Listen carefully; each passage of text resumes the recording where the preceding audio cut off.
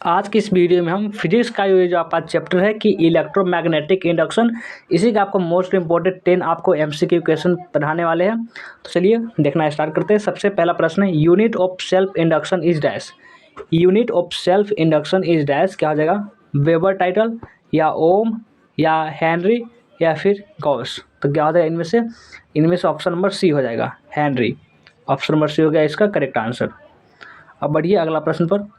अगला प्रश्न 2 नंबर। ये जो प्रश्न है कि the direction of eddy current is obtain using. इसमें क्या हो जाएगा? किरचॉफ लॉ या लेंज लॉ या प्लैंक लॉ या नॉन ऑफ दिस। तो इसमें से हो जाएगा ऑप्शन नंबर बी हो जाएगा कि Lenz law. Option number B हो जाएगा इसका करेक्ट आंसर। अब बढ़िए अगला प्रश्न पर। अगला प्रश्न में क्या करा देखते हैं। अगला जो प्रश्न है वो है 3 नंबर। इसमें कि Lenz law is associated with क्या हो जाएगा? चार्ज, मास, एनर्जी या principle of conversation of momentum. तो इसमें जो आपका हो जाएगा 3 नंबर प्रश्न का आंसर ऑप्शन नंबर सी यानी कि एनर्जी। सी वाला हो गया इसका करेक्ट आंसर। अगला प्रश्न पर आते हैं। 10 नंबर प्रश्न देखिए। 10 नंबर जो प्रश्न है कि the working of dynamo is based on the principle of क्या हो जाएगा? हीटिंग इफेक्ट ऑफ करंट या इलेक्ट्रोमैग्नेटिक इंडक्शन या मैग्नेटिक इंडक्शन या इलेक्ट्रिक इंडक्शन। क्या हो जाएगा? 4 नंबर प्रश्न का आंसर ऑप्शन नंबर बी हो जाएगा यानी कि electromagnetic induction. Option number B हो गया इसका करेक्ट आंसर। अब आइए अगला प्रश्न पर। अगला प्रश्न जो है वो 5 नंबर प्रश्न। इसमें कि ईडी करंट कैन प्रोवाइड इसमें क्या हो जाएगा? रिटार्डेशन इज स्पीड या हीट या separation of metals from non metals या ऑल ऑफ दीज। तो इसमें 5 नंबर प्रश्न है, इसका आंसर ऑप्शन नंबर डी हो जाएगा यानी कि ऑल ऑफ दीज। डी वाला ऑप्शन हो गया इसका करेक्ट आंसर। अब आइए अगला प्रश्न पर। 6 नंबर प्रश्न है कि द ऐसा unit of flux is magnetic field, Tesla या हेनरी या वेबर या फिर जूल सेकेंड। तो इसमें से हो जाएगा ऑप्शन नंबर सी, वेबर हो जाएगा इसका, वेबर करेक्ट आंसर। अब आइए अगला प्रश्न पर देखते हैं।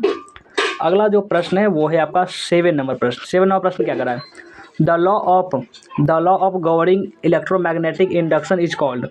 The law of governing electromagnetic induction is called. इसमें न्यूटन्स लॉ या फैराडे लॉ या ओम लॉ या एम्परी लॉ।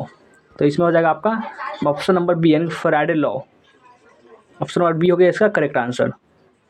अब आइए अगला प्रश्न पर। अगला प्रश्न है 8 नंबर कि Lenz law is consequence of the law of conversation of dash, charge, energy, mass या मोमेंटम। तो इसमें से जो होगा वो होगा ऑप्शन नंबर बी, एनर्जी हो जाएगा इसका correct answer. Option number B हो गया इसका करेक्ट आंसर। अगला प्रश्न पर आइए।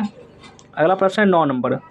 9 नंबर जो प्रश्न है इसमें है कि volt is the unit of dash. Volt is the unit of dash, induced EMF या इंड्यूस्ड करंट या पोटेंशियल डिफरेंस या बोथ ए एंड सी। तो इसमें हो जाएगा ऑप्शन नंबर डी यानी बोथ ए एंड सी यानी कि इंड्यूस्ड ईएमएफ और आपका ये सी वाला ऑप्शन यानी कि पोटेंशियल डिफरेंस, ये सब हो जाएगा। तो ये अगला प्रश्न है 10 नंबर। और 10 नंबर प्रश्न क्या करा है देखिए इसको। 10वां नंबर जो प्रश्न की the principal on which the working of dynamo is based is heating effect of current, electromagnetic induction, induced magnetism या इंड्यूस्ड इलेक्ट्रिसिटी। तो 10 नंबर जो प्रश्न है इसका आंसर ऑप्शन नंबर बी हो जाएगा यानी कि इलेक्ट्रोमैग्नेटिक इंडक्शन।